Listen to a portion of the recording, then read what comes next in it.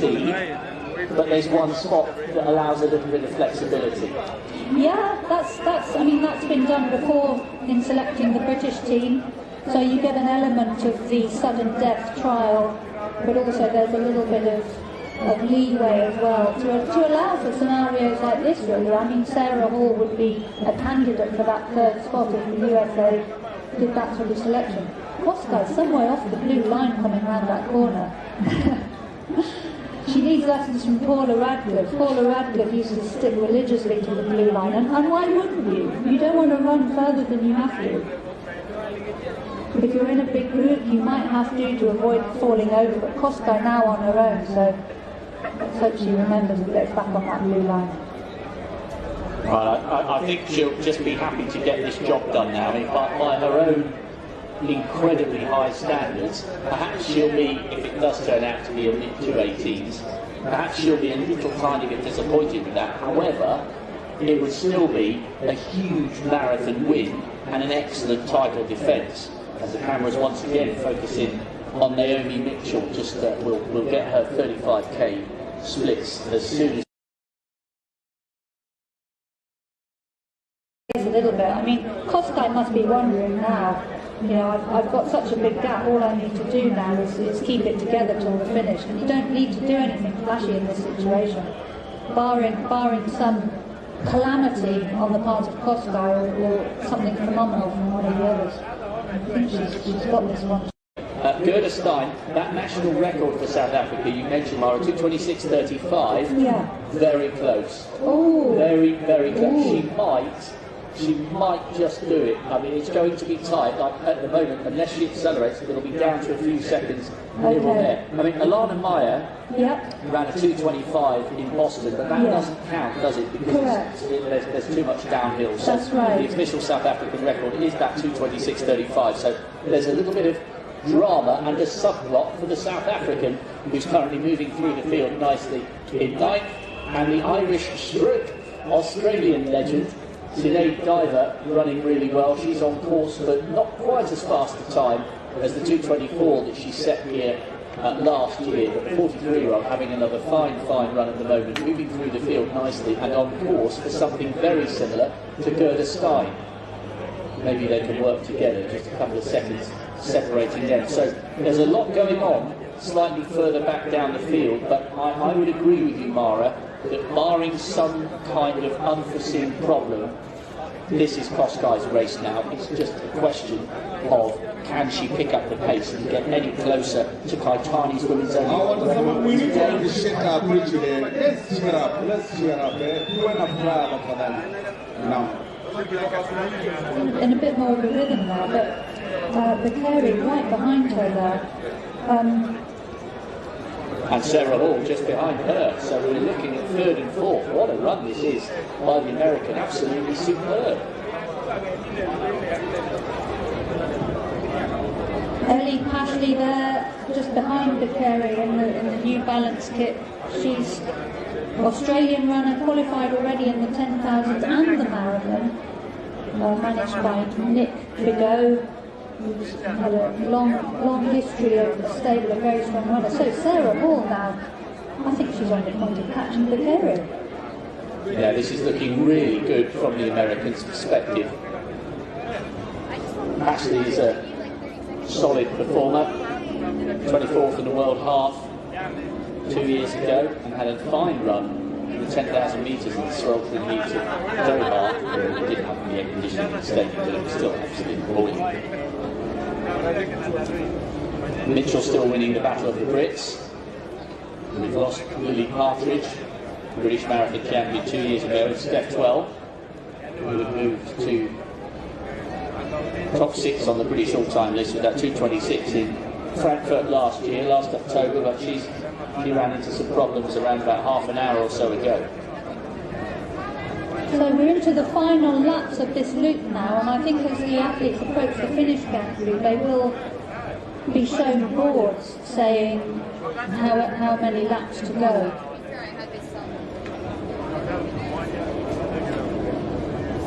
So the barriers on each side of the course there. That was to discourage spectators from attending in order to make this an entirely COVID-safe event.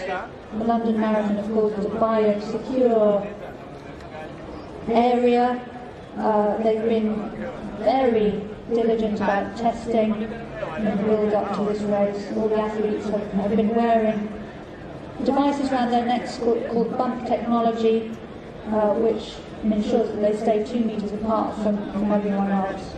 So that's why we're seeing no spectators on this course. But of course, 45,000 recreational runners out there are running as we speak. Sarah Hall is having an absolute blinder. I think she's certainly working hard, but looking good.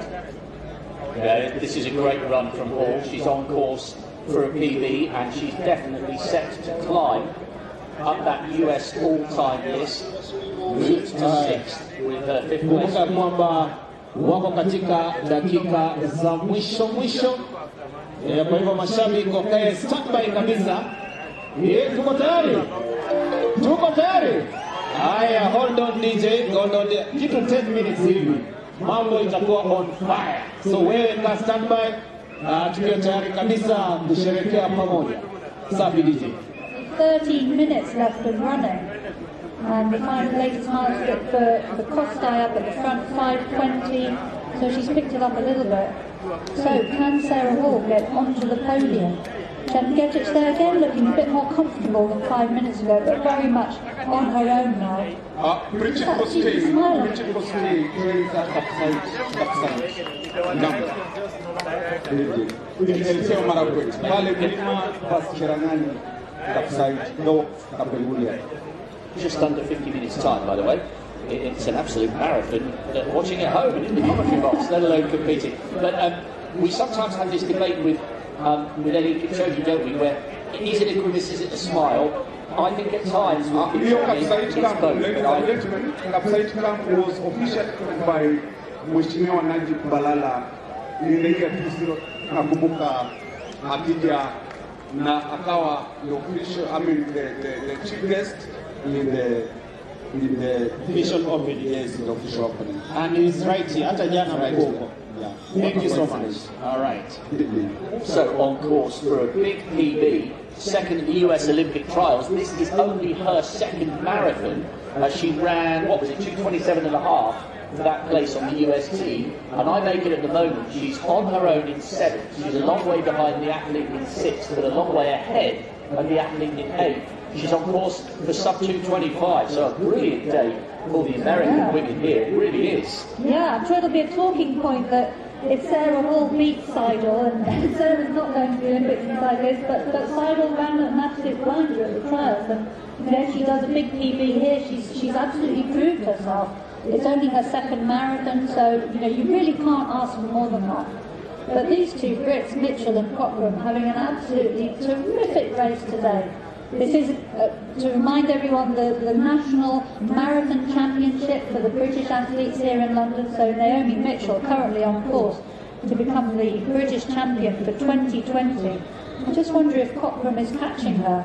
But both of these athletes having a fantastic race so far, with just over 10 minutes to go in this elite women's race. As you near to the end, Rob, it was a touch and go whether I took my... Bado tuko na dakika 10. Tuko tayari? Haya DJ tumalizie 10 minutes. Even if you don't swallow it. Okay, Sarah Hall now overtaking McCarran. The American acrobatic Bekele from Ethiopia. That is another Bekele. There's no relation. And the one that has just overtaken is an American Maradona. We knew she was in good shape, but she's looking really strong. Yeah, this is great from Sarah Hall. You were just saying they're quite interesting. That there's evidence that even in the closing stages, just having a little bit of sugar swirling around in the mouth can help, even if the main benefits of what you're about to ingest would only come after the race. Yeah, so we saw Mitchell and Cochrane there taking drinks with only 15 to 18 minutes to run, and question mark about are you going to digest that in time. But actually you do get some benefit from just having something sweet in your mouth, and of course some of the athletes use caffeine as well, so possibly if you've got a caffeine drink, that might give you a little bit of a mental lift to get through the final few miles. So Kosgei again looks like she was just going through a bad patch when we saw her about 15 minutes ago, but looking pretty steady now, and a long way back to Bekele. So has Kosgei got this second place sewn up? I don't think she's going to catch Kosgei, but Sarah Hall produced an enormous gap on Bekele. Yeah, this is absolutely brilliant from the American. I'm just going back over the top threes, Mara, and correct me if I'm wrong, I don't think we've had an American woman in the top three of the able-bodied race since Dina Castor won it back in 2006. So it would be the first American female able-bodied athlete on a London Marathon podium for 14 years. That would be quite some significant moment, especially bearing in mind that Seidel, though we can't see her, if she keeps going, we can have two American women in the top 8. Yeah, I'm pretty sure that's right. Of course, Dina Castor, the current US record. So 1 lap to go for Kosgei. Dina Castor 2:19:36 in London in 2006. I was in that race, came 6th. I remember, I think it was raining on that day, but nothing like we've had today. Right, 2:11:41. So bringing her home in something around 2:18, possibly a bit under, so it looks like that women's only record is not going to happen, but it's still a very fast time. Last year here in London she ran 2:18:20 in April 2019 here in London. The year before that she was second in 2:20:13. So Kosgei, that is definitely a smile on Kosgei's face. It is now, and you know what, it's a mark of how good an athlete she is. I mean, we shouldn't be disappointed. 2:18 is still an absolutely phenomenal time. What she ran in Chicago was just out of this world. She's just gone past Sinead Diver. Diver is running really well, not quite as fast as she did last year. She, I think, is on course for mid-220s. Diver's in 8th. So we were right to we were asking Hugh Brayshaw what would happen regarding athletes being lapped. Athletes in the top 10 are being lapped, such as the dominance of Kosgei and Kosgei, and it's getting interesting here between Cochrane and Mitchell. Remember, in terms of their PBs, Mitchell is in huge uncharted territory here and is in line for a massive PB. Cochrane is having a fantastic run, but has done faster than she's on course for at the moment, as has Kosgei. So, major battle raging down the field to see who's going to win the Battle of the Brits. Kosgei, though, Mara, looks as though she's got this sewn up. Having a little look over her shoulder, she's away handful.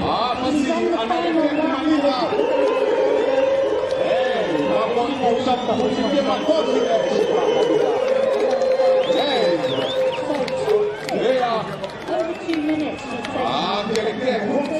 2 more minutes. That's Second half last year. Bridget Kosgei, And then we had those slower. the world record holder there, ladies and gentlemen. Akielekea I kumaliza. just don't know what to make of Kosgei. Haya, wapi shangwe na vigelegele? Jioni watu wakishangilia. Outstanding ovation. Tusimame tafadhali. Tusimame sisi wote. Tupige makofi.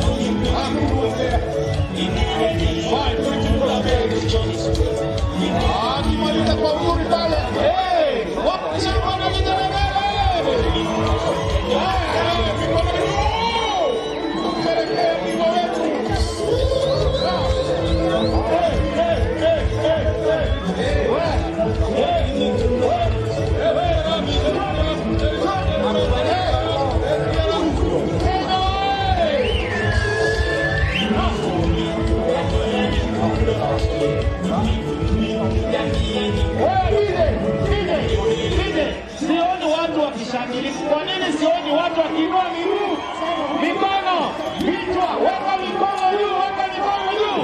DJ twende, kila mtu nipatie hapa. DJ twende, akio twende, twende, twende, weka, twende, weka. Haya, Kenya wewe,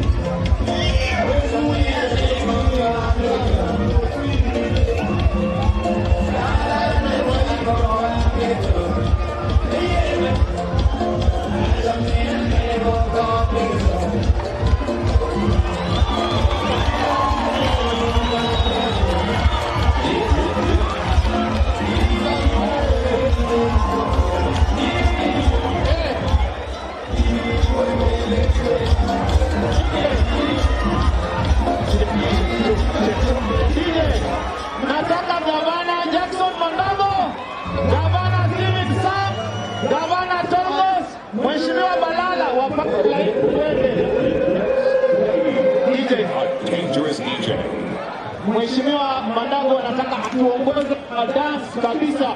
Twende round the field. Tuko tayari? Karibu sana Gavana Mandago, twende kazi. Tupange, panga. Gavana anapanga kila mtu, so toka mbele. Toka mbele. Ndio Gavana ya watu vizuri. Yes. Weka nyuma, enda nyuma, enda nyuma. Weka. Yeah. Twende Filipe. Haya, kila mtu twende. Mali Otega.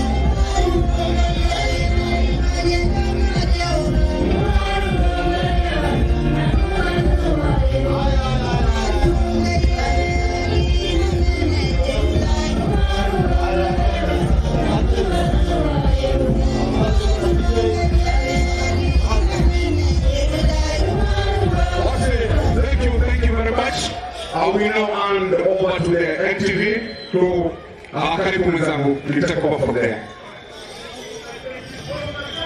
Haya, tuomba wengine wote tuketi. Hi, this is Edmond Nabola from NTV. We've been airing this marathon live, of course, and congratulations to Bridget Kosgei and all the other athletes who participated here today. Nataka niwafunze kitu inaitwa Volcano Club. Kuna mtu anajua? Kuna mtu anajua hiyo? Weka mikono yote mbili huku juu basi. Yote mbili, zote mbili. Weka simu kando, mikono yote mbili kando juu. Kila mtu, mikono yote mbili juu. Huko, mikono. This way. Kila mtu. So this is how we do it as we celebrate our winners, okay? Anza pole pole.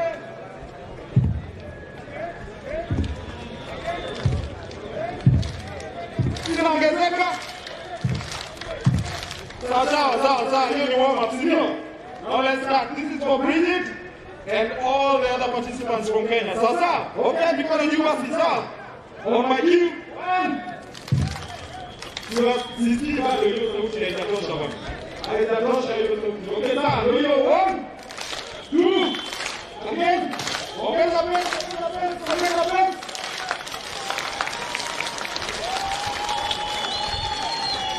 Okay, tena, sio?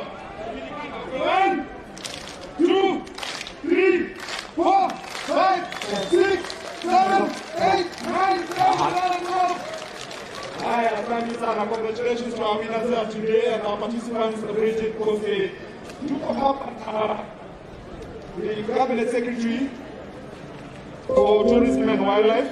We also have the 3 governors from this region.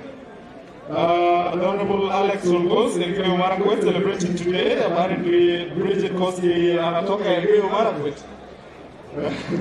We also have the host governor, the Honorable Jackson Mandago, Wasingishu County, and the Governor Stephen Sang from the neighboring Nandi County. Makofi kwao.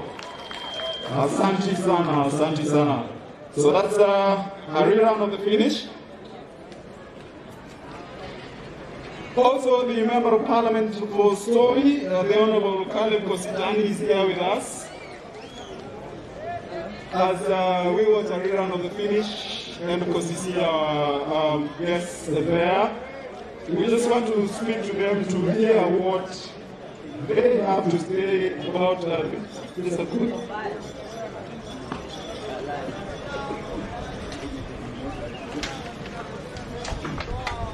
Kindly ask that we move for the sake of the receivers, the microphones. Kindly asking that the rest of us can move aside a bit so that you have reception. Then Sarah Waldo.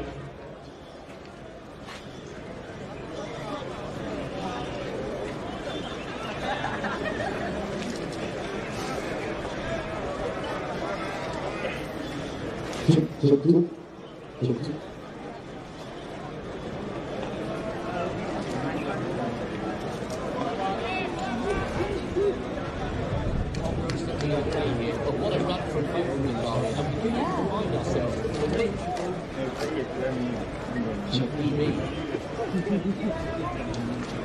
Thank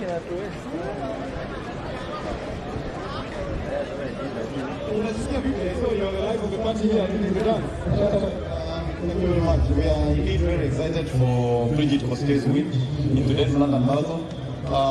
This London Marathon is opening up now athletics back to frame immediately after the pandemic. So we believe more races will follow and we expect to see more Kenyans win. Of course, we are anticipating the men's marathon, but unfortunately the fallout of the kidogo imetuletea shida. Nilikuwa naambia siapigie pekele tu akimbia hata kama kilomita 3 peke yake tuone kama mambo inaenda vipi. So much. The Honorable Stephen Sang, Governor of Nandi County, the source of champions. Karibu sana watu wako hapo. Tunafurahi kwamba Bridget ametuletea hiyo gold medal, lakini sana sisi kama wananchi wa sehemu hii tunafurahi kwamba nchi ya Kenya imepata nafasi ya kutajika katika hii London Marathon ya kina mama. lakini the big thing tunangojea sasa ni Eliud Kipchoge pamoja na wale wanariadha wetu wengine. Kwamba Eliud Kipchoge sasa leo anakimbia against himself. Ni Eliud anang'ang'ana na Kipchoge. Na tunatarajia kwamba yeye ataweza kuonyesha sisi maneno katika hii London Marathon. Sasa Governor Amanda, expectations in the men's race? Our expectations are that Eliud is going to confirm that record of we hope that today in a competitive race kama London Marathon ataweka hiyo alafu tunakuwa hiyo chapter tumeconfirm. This is someone who you partnered with, Eliud Kipchoge, because him representing Kenya today. What are your expectations? Well, it's going to confirm that Magic of Kenya is a destination for the home of champions. And Eliud is going to win today. I am just certain that he's going to win. And I wish he can just clock 1.59. So that's my prayer. Alex, congratulations to you. Because she's won today.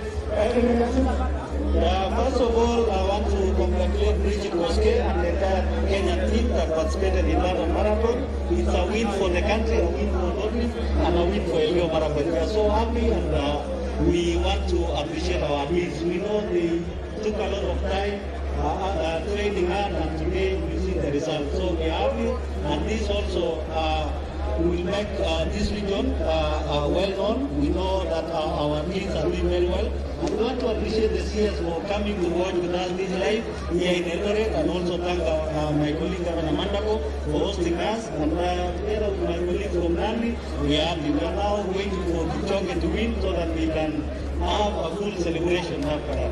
Most of these athletes actually train in Iten and within the Marakwet County, and the facilities there, the CS was saying, are not up to the standard that may be required. What has your government done, and what are you willing to do in the next few years that you speak governor to develop the facilities there to make sure that we retain this level of competition and this level of athletes? Yeah, it's still a challenge. We know that the facilities available, most of them are private facilities, like Bridget trains in Kapsai, a training camp owned by Eric Chimbola. And we know that this is a private facility. We've been trying as county government to put a lot of resources, but again, the resources at the county level are not enough. In Eliud Marathon, we've been trying to ensure that we create homes for the athletes, but more needs to be done. For example, Kamarin Stadium, which has now stalled again, the contractors left side without... We were told it would be ready in a number of months. What happened? One, I want to thank the government. They put resources. The challenge now is the contractor. We are telling the sports ministry to cancel that contract and bring a contractor who can do the works without stopping the way we've seen these other contractors. And we know that once that facility is complete, it will really help our kids. Although it's not enough, because in Eliud Marathon, Nandi was huge. We have so many training camps. We have in Kapsai, Iten, Kamosol.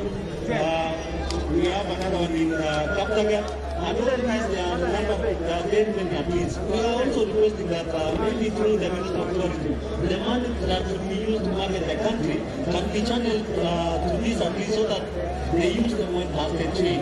Because it's not just enough to celebrate when they win, we must participate in their training. Thank you so much, Governor Chugos, Governor Sang, Governor Mandago, and the CS for Tourism and Wildlife. The Honorable Najib Balala as well. So now let's head back to Nairobi and Nairobi studios with Yoshua Makori and Watson Karuma to talk to us about what we can expect in the next race. Over to you, Yoshua Makori, Manasuti.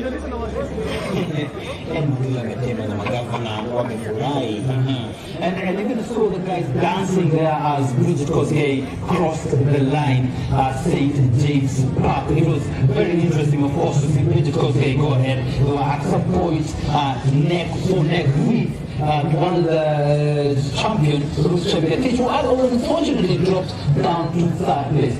2 hours, 18 minutes and 58 seconds. That is the time Bridget Kosgei used to win the London Marathon. That is the third title for her, Makori. Sasa unaona rekodi yake ya saa 2 dakika 14 na sekunde 4 ameipita kwenda mbele. Yes. Kumaanisha kwamba leo ilikataa. Na Ruth Chebukati alikuwa ameenda sambamba na yeye, lakini ikafika mahali kwamba yeye Kosgei kama kwenda na akakwenda kabisa. Lakini fulani alionekana kwamba amechoka, na ndio maana Sarah Hall akawa amempinga na kumaliza katika nafasi ya pili, lakini yote ya pote ya kwanza na ya tatu bado sawa. Yeah, and indeed, it's something very interesting, of course, about that race is that we saw our very own Vivian Cheruiyot fade. She's the 2018 London Marathon winner. But we are excited, of course, as the people in Eldoret, that British Kosgei went ahead to defend successfully the 40th London Marathon title. After this short break, we'll be again looking at what we can expect in the next hour, and that will be the men's race of the London Marathon. Eliud Kipchoge, of course, is in that race. Okay DJ, thank you so much NTV kutoka studio na pia wale ambao wako ground, thank you so much. Wapi makofi ya NTV tafadhali? Thank you so much Edmond and your team. Asanteni sana kina Joyce Wangoi wako hapa kina Mataya. Tafadhali. When you want to shoot hapa mbele, we clear the place. Yes. This is a place reserved for the media team. The press. Yeah. Now, Bakari, I was told we didn't do one more dance the other time as we move to the next part. We'll tell you more about NOREB and the sports tourism no thrift, and then of course, basi watu Eldoret mmefurahi. Basi naona mpigi makofi. Onge ndo mpige tourism ndio. Ago kajino kata moja kazi inapaji kabisa kuiundo kisongazi sahihi. Haya basi tukisubiri the men's marathon Juma, please highlight something on tourism within the region. Yes. Yeah, tulikuwa tunaangazia masuala ya utalii katika eneo hili. Sosuro tafadhali msiende, there's one more dance tunataka kufanya. Tukiangazia Uasin Gishu ikiwa inaendelea pamoja na eneo hili la North Rift region. Kumbuka kwamba tuko na vitu vingi ambavyo tunaangazia utalii katika eneo hili la North Rift, na bila shaka hapa Uasin Gishu, our great plateau plains of Uasin Gishu ziko hapa. Tafadhali tembea Uasin Gishu uweze kujionea sehemu mbalimbali, na pia sekta ya hoteli, utalii, ukulima, biashara ikiwa imenoga kabisa. The source of champions in Nandi, the magical waterfalls and the hills of Nandi, ikiwa part of our North Rift tourism. Bila kusahau the Kerio valleys in Elgeyo Marakwet County. Tembea huko ujione. Bwana Bakari, Turkana County is the cradle of mankind. That is yes. Okay. And then we have the pink magics of Lake Bogoria. We have the flamingos. And then the hidden treasures of West Pokot. And of course, not forgetting where nature defines itself. It's Samburu County and the breadbasket of Trans Nzoia County. These are the counties ambazo zinatengeneza the North Rift Economic Bloc, and we say growing together as NOREB, the global athletics powerhouse. Kwa sababu leo tukiwa hapa tunawaletea the sports tourism. Bila shaka Mheshimiwa Balala anaweza kujionea, na wananchi pia naweza kujionea jinsi riadha inatoa fani kabisa katika eneo hili. Basi Bwana Bakari, tukiwa tunasubiri kuweza kuanza kwa mbio za wanaume sasa, najua wengi wametulia wanangoja, ikiwa na waziri wetu hapa Sosuro, CDJ anipatie wimbo na kila mtu achangamke. Tukipanga the next part within the next 30 minutes, alafu tutakuwa tunaanza the rest. DJ pale studio, Dolce Sounds, you have 3 minutes.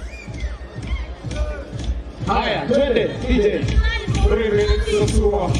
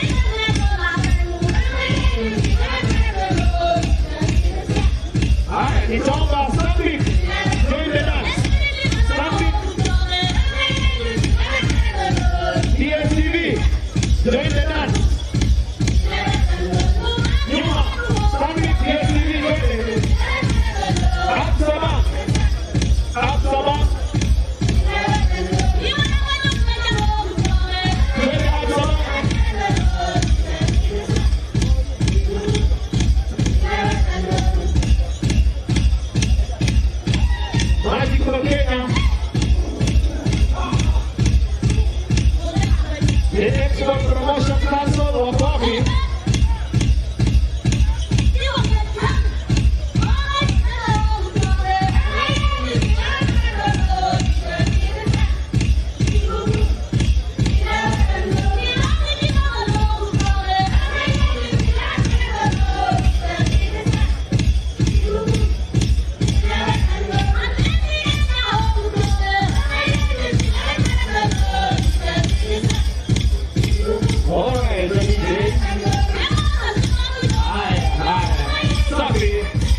Dakika zetu tatu zimeisha. Naona mheshimiwa gavana wetu yuko tayari kabisa. Asanteni sana. Bwana Bakari. Basi at this juncture, ladies and gentlemen, kwa heshima I'll hand over His Excellency the Governor wa Sibishu Jackson Tulakat Mandago ambaye pia ni kiti wa North. Karibu sana sana. Waziri wetu wa masuala ya utalii, Waziri Balala, Chief Administrative Secretary wetu Bwana Joseph Boynet, Principal Secretary Madam Kekwe, Principal Secretary Professor Fred Segol, CEOs wa parastatal zetu katika wizara ya tourism, my colleague governors, CECs na wananchi wa hapa Eldoret, mjambo. Kwa sababu tunajua hii race ya wanaume inakaribia na hatutaki kukatizia na speeches hapa katikati, mturuhusu kwa muda mfupi uweze kuwaeleza wale wageni ambao tuko nao hapa, na vile Bakari alikuwa amewaambia ungimi wagitenge kasi kumbe kuretege ngui mtani na hizi tembi kwa ngiri ile kwa ngoi baadaye hiyo kwa gileji wasa mekasi wote tajua kazi na tourism kwa jioni ndio ina hoteli mimi tulio bangana wa hoteli so kuretege nyo ile ngogi mtu logera na ngogi ngeruhusu yote. So nilikuwa nasema mpige makofi ya Bridget Kosgei, makofi. Basi kwa waziri tuko na sisi wa region hii, na nafikiri tuko na sisi kutoka nani wasikisho kwa Marakwet, sisi Chibox simameni. Hao ni sisi na Chibox wetu kutoka kaunti za North. Hao ndio wamekuwa kushughulikia kuhakikisha hii mpango iko sambamba. Asanteni sana. Tuko na CEO wetu wa North, Dominic Biwot, Lilia Dominic Makofi. Tuko na veterans wetu wanariadha waliotokea miaka zilizopita. Hebu simameni champions wetu ambao mko hapa. Mwanzo acknowledge you, simameni pigia kwa makofi. Asanteni sana. Kwa hivyo kwa sababu ya muda mmeruhusu nikaribishe Chief Administrative Secretary Bwana Joseph Boynet ili aweze kusema machache. I introduce Principal Secretaries waseme machache na CEOs ya tourism, na tuambie kama wananchi hapa North Rift, serikali kupitia wizara ya tourism tuko na mpango kabambe ya kuhakikisha tunaboresha maneno ya utalii katika sehemu hii. Kwa sababu ya muda, wacha nikaribishe Bwana Joseph Boynet, Chief Administrative Secretary. Karibu CS.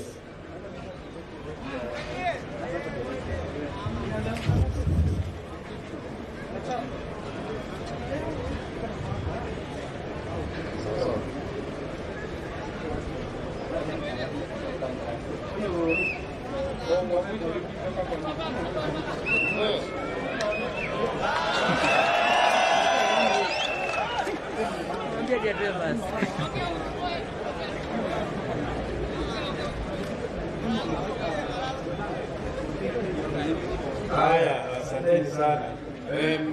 Ningependa kushukuru mheshimiwa gavana wa kaunti hii yetu ya Uasin Gishu wakiwa na magavana wenzake kutoka Nandi, the Source of Champions, na Governor Tolbas from Elgeyo Marakwet, the Home of Champions. Na sasa tukiwa hapa kwenye ngome yenyewe ya Champions, tunafurahi sana mheshimiwa gavana Mandogo tukiwa nyumbani.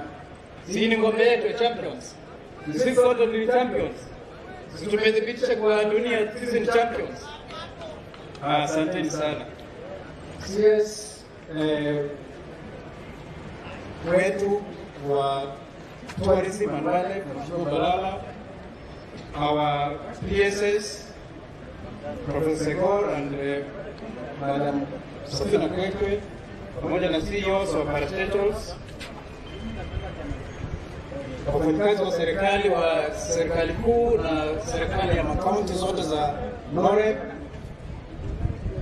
our athletes, both those who are in active duty and those who are retired, wananchi wa Eldoret, na mga tugul, wala kanyo dano Eldoret.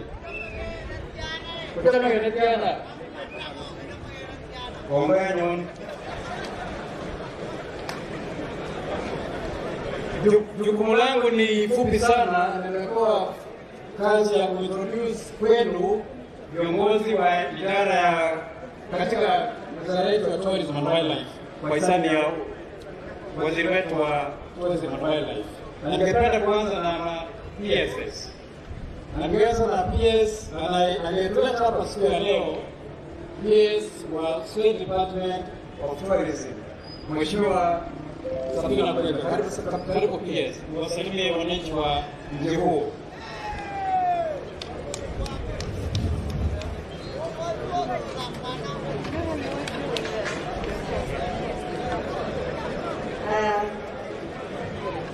Watu wa Eldoret champion. Leo ni siku nzuri na itazidi kuwa nzuri kwa sababu tunajua leo Kenya itawika na itang'aa. Tunashukuru wote wenye wamejitokezea kuja kusherehekea hao mabingwa wetu, na Bridget tayari ameonyesha kwamba Kenya ni nchi ambayo hatuwezi tukachezewa katika riadha. Tunashukuru na tunajua Eliud pia na yeye atatia stamp kwamba we are indeed the champions. Asanteni sana. Asante PS. Wa pili nitamwita ni Professor Segor ambaye ni PS katika State Department ya Wildlife. Karibu Professor.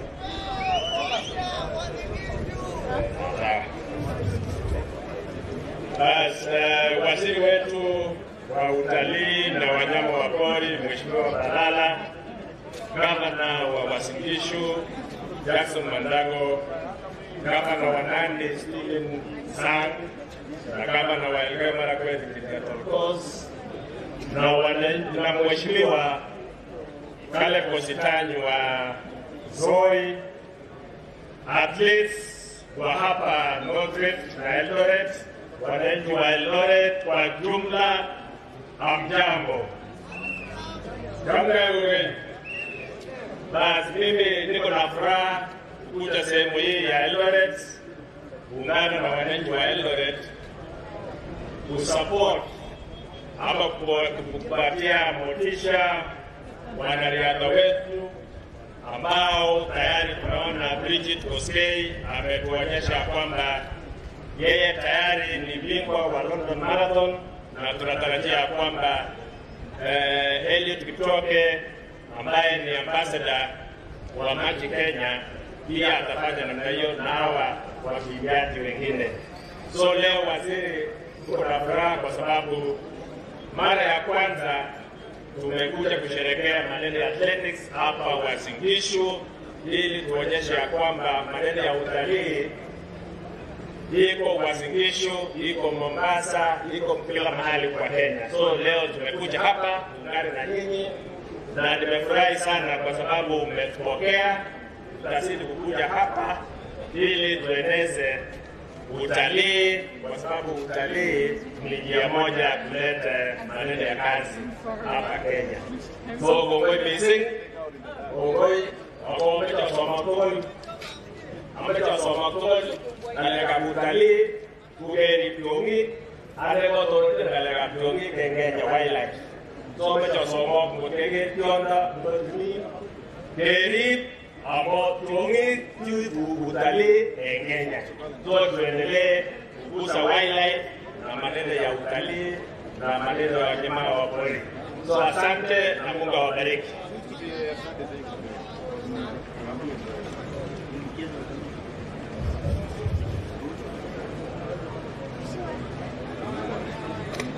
Asante sana Profesa kwa mayai yako umeyasema mazuri sana.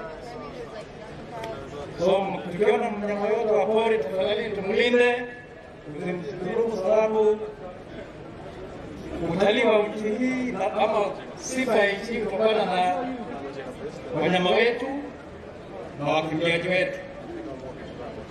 I'm saying Kenya is known globally because of its great natural heritage in terms of wildlife and our great runners. Haya basi, sehemu inayokuja sasa ni fursa yangu kuwa introduce kwa CEOs ya parastatals ambao wanahudumu katika nchi yetu ya tourism and wildlife. Katika mgabano huu tukiwa haya, wa kwanza ni aliyetuleta hapa CEO wa KTB Tourism, Kenya Tourism Board, Daktari Nadia. Karibu na daktari. Asante na habari za siku hii.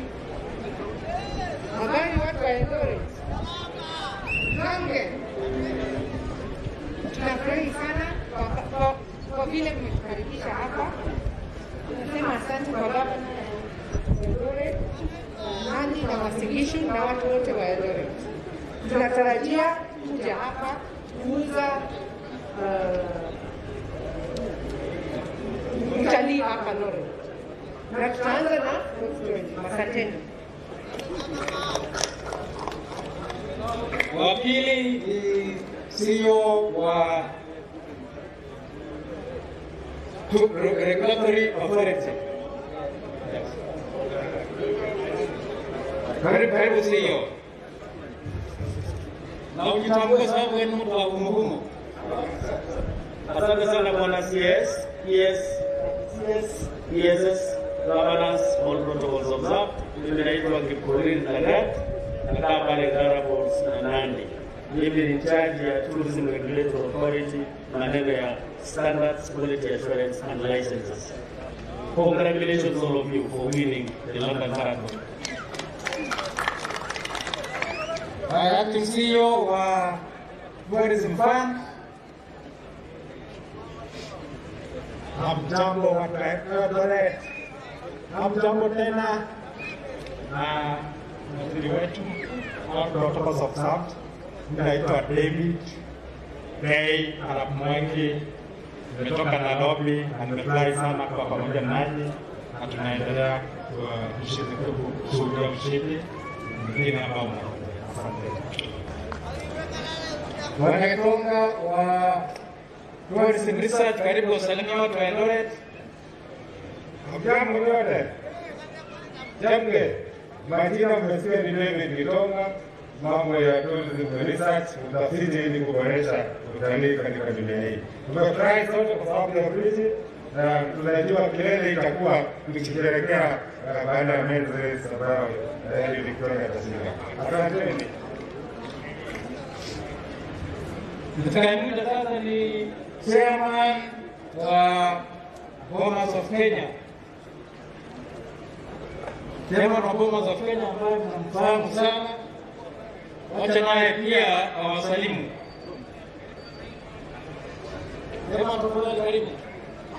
Asante sana bwana waziri, PSS na bwana CS na CEOs wa parastatals ya tourism. Mimi pia nimesikia majina zangu ni Josiah Magut, former mayor wa mji wa Eldoret. Watu wa tourism karibu kwetu. Kile ambaye tunataka kufanya bwana waziri na tutasaidiana zote pamoja katika tourism ni kwamba tubadilishe kazi ya athletics iwe ndio inauza Kenya kabisa, kwa sababu tunauza sana the big five. Sasa tuanze kuleta tourism kupitia njia ya mguu, na unaona hii italeta wageni wengi. Nashukuru sana, karibu nyumbani, karibuni mara nyingine. Asante sana bwana Magut, CEO wa Bomas. Tafadhali pia leo wasalimie wananchi wa mji huu. Watu wa Uasin Gishu, hamjambo? Hamjambo tena? Jamge Tugur. Mimi naitwa Peter Gitan, ni msimamizi wa Bomas of Kenya na nina furaha sana kuja hapa nilipoanza haya. Kwa hivyo kwa sababu najua tunataka kuanza mambo haya, nataka kuanza kwamba tuangalie vizuri na tusaidiane kwa hiyo. Asanteni sana. Even the government agrees. Even the government agrees. Please.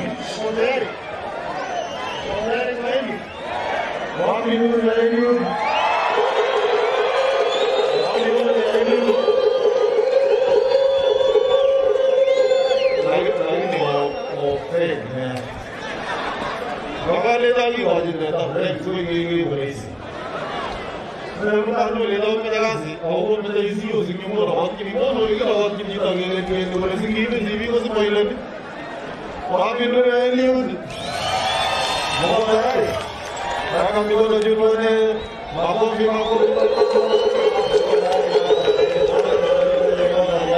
tutapatia waziri atuongeleshe. Na asante sana bwana CS. Moyo lagara komiti tatabaga. Anane. Gua uget mo aya kwele. Ladies and gentlemen, welcome here at the time ambapo sasa hivi mashindano kwa yaume ndio itaanza. Right there we have the world holder, Olympic champion, world champion, that is Eliud, leading the strong Kenyan team, and of course we really expect competition from our perennial competition of Ethiopia.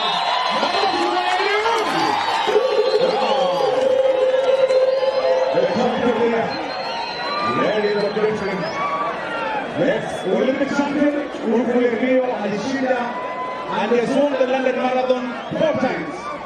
Will be heading for the 50 kilo marathon. Kumbuka, Mkenya wa kwanza kushinda katika mashindano hayo alikuwa ni Douglas wa Kiburi. Douglas wa Kiburi ndiye alikuwa Mkenya wa kwanza kushinda katika London Marathon. Na umeanza. Hey. Na hiyo itakuwa ni 42 kilometers. Going for a 50 here. He hasn't lost a marathon since finishing second in Berlin. It is just quite the most extraordinary record. He's done everything in this sport, and without Kalenjins in the mix, on paper, the stage is set for another demonstration of excellence from the greatest we've ever seen. Yeah, we were talking about consistency by Kipchoge just before the start, and for me that's almost as impressive as the fast times he runs, because so much can go wrong in a marathon. It's such a long race, you only get a few attempts a year, weather conditions can really affect things, of course the courses are all different. It's not really like running on the track, and we really saw that brought into focus at the Doha World Championships last year, where the performances in the stadium in air conditioning were really phenomenal. But out on the road it was very tough, very hot, humid conditions. One of the pacemakers is more than anything. The one in which is getting today, ladies and gentlemen. As you said, he's been going for a long time. Back in 2003, winning the medal on the track in Paris World Championships. So, but I think he's really, the marathon perhaps is his event. Oh, without any shadow of a doubt. I mean, it was great in Rio to see him complete his Olympic medal collection, because he had a bronze and a silver over the 5 in Athens and Beijing. But yeah, he's found his home in the marathon. Wasn't it, Eliud? Proved himself a championship performer with that silver in Doha after finishing second to Eliud in London last April. Wasserman ran really well. Kosgei is another brilliant runner from Ethiopia, third in Berlin last year. He's also gone sub 2:04. A whole host of young Ethiopians who will fancy they can get in the mix against Eliud Kipchoge, but they face an unenviable task on a unique course. We're not point to point. Just under 2¼ kilometres, 19.5 times, with the backdrop of Buckingham Palace, the Mole, Birdcage Walk and Horse Guards Parade, over and over again, with a slight rise. What is it? Because of COVID, mashindano haya yanafanyika kwa mara ya kwanza in October. Otherwise, London Marathon every other time one in April. Mile markers will go past very quickly, and I think you mentioned during the women's coverage, Mara, and it's worth reiterating now, apparently this was the preferred course for the 1:59 attempt last year, so it's fast, and we know it's just about as flat as you could possibly get. That's right, this was one of the courses considered for Kipchoge's sub-2 attempt. They ended up doing it in Vienna, but it was right up there, and you can see why. There's almost no undulation. That little graph we just saw of the elevation was a little bit misleading. If you look at the axis on the left-hand side, the maximum elevation is 6 metres, so it's a completely flat course. No sharp corners really. The only one which is a little bit sharp is from Horse Guards Road onto Birdcage Walk. I think that's the corner we've just seen. Otherwise, not particularly sharp corners. And of course, with a lap course, if you stick on the blue line, which you can see there to the right of the group of runners, next to the red banners, if you stick on the blue line, which is the shortest course, you will end up running the shortest distance. It was interesting in the women's race that we often saw them off the blue line. Let's hope that their coaches have told them to stick to the blue line religiously. As for the women's race, there are races within races here today. Right at the sharp end, it's all about Kipchoge and the other Africans, but many athletes will be trying to get the men's Tokyo Olympic qualifying time of 2:11:30. Some already have it and will be looking to cement their place with their national federations' selection processes.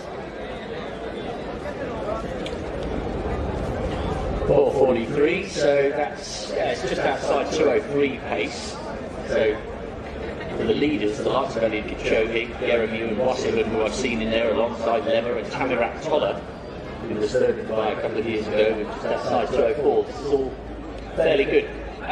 It's a sensible pace that they've requested, Mara. The lead group have asked the pacemakers to take them through in 61. And if we bear in mind, Eliud's time last year was absolutely phenomenal. 2:02, it wasn't quite the world record for Berlin, but I think everybody would acknowledge that London, it is a world record course. Kalenjins broke the world record in 02, I think, when Turgat was second and Riley was third on his debut in something like 2:06 plus change. The traditional London course is fast, but probably not quite as fast as Berlin, which is why we've seen more world records in Berlin. Yeah, and of course Paula Radcliffe, broke 2 world records. Sorry, 2:15:25, the one with male pacemaker, she set in London. I think the other one she had was in Chicago. But yes,